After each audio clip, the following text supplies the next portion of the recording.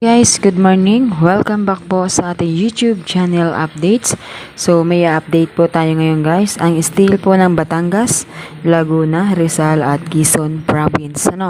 So, tayo po mag-update po ng 4 na lugar. Okay?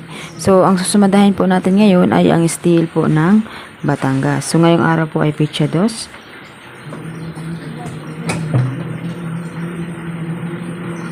Okay guys, dito po sa Batangas, baka ngayong araw siya guys, lumabas yung 8, paatras po siya sa 9, no? So, gawin natin siyang 8 ngayong araw. So, 8. Yung 16 guys, kuha tayo dito ng isang sumada. Pwede siyang mag-7, pwede rin 34, pwede rin 25. So, lagyan na lang natin dito yung 25, 34. Wag mo na sa 7, baka mamayang gabi pa yon. Okay, so 8, 25, 34, 21, 12, 3, 21, 12,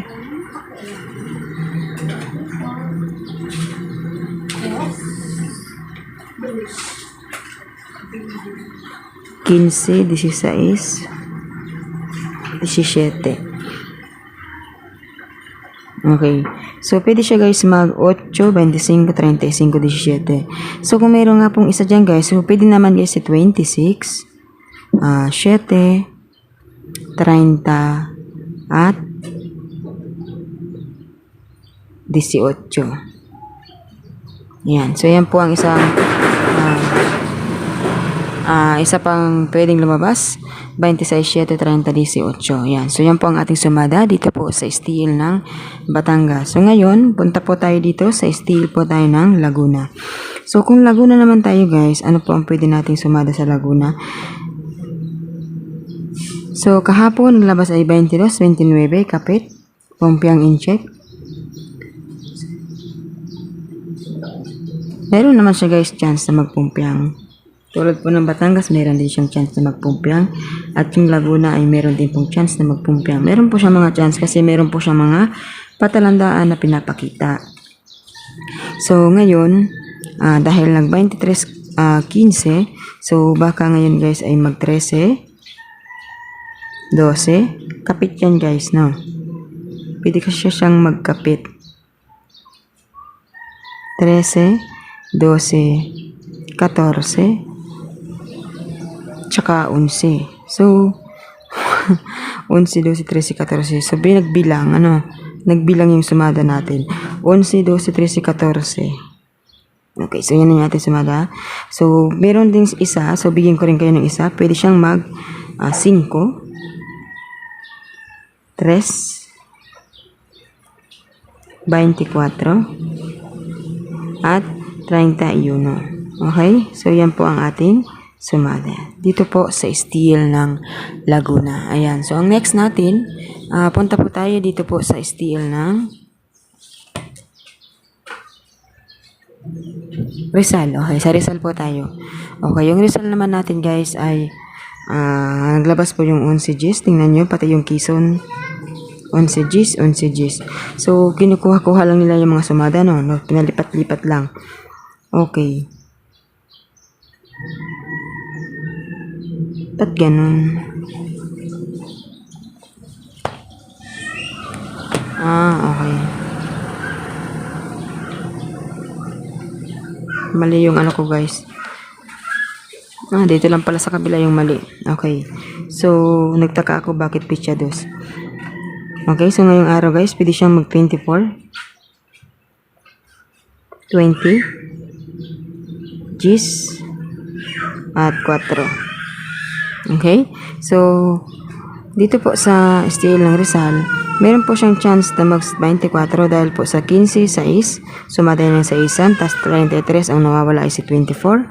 So, 20, galing po dito sa 2, so baka mag 20. At yung Gs naman ay galing ulit dito sa Gs at 28.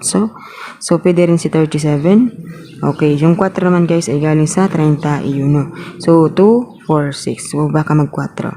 Okay, so meron din po siyang chance na magpumpiang. Dito po sa kabila, so gawin natin 24, 37, 13, at 29. So, yan po ang isang ating sumada. Ayan. So, dito po tayo sa baba. Sa steel po tayo ng Quezon Province. Ayan. So, sa Quezon Province naman guys, ang lumabas kagabi ay 4:37.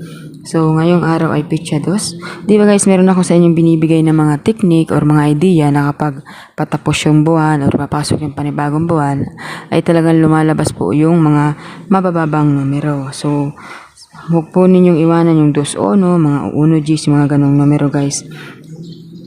9-8, 9-10, mga ganong numero, 1-11, 1-29. So, mga kadalasan guys, lumalabas talaga yan. So, dito, kung pagbabasehan po natin ulit ang ating pong sumada, so 4:34, nagsimula, di ba, mababa na din siya. Tapos yung 2, may mga mababa na siyang lumabas. So, 2-9. Pag nagkakatapusan at papasok ang buwan. Okay? So, ngayon ay baka mag-16 siya. 16, 3, so, 26.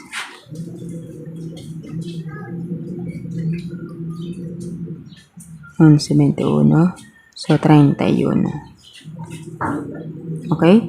So, 16, 3, 26, at 31. So, kung meron pang isa, so, pwede siyang mag-7. 30. 9. At saka 4. Okay, so pabalikin natin si 4. So baka kasi guys, ito dito, tingnan nyo dito yung 4, tapos dito 22, 2 plus 2 is equals to 4. So pwede rin siyang pababain. Ayan, so yan po ang ating sumada update dito po sa steel ng Quezon Province. So Quezon Province, Rizal, Batangas, at Laguna. So good luck po sa inyong lahat guys and have a nice day.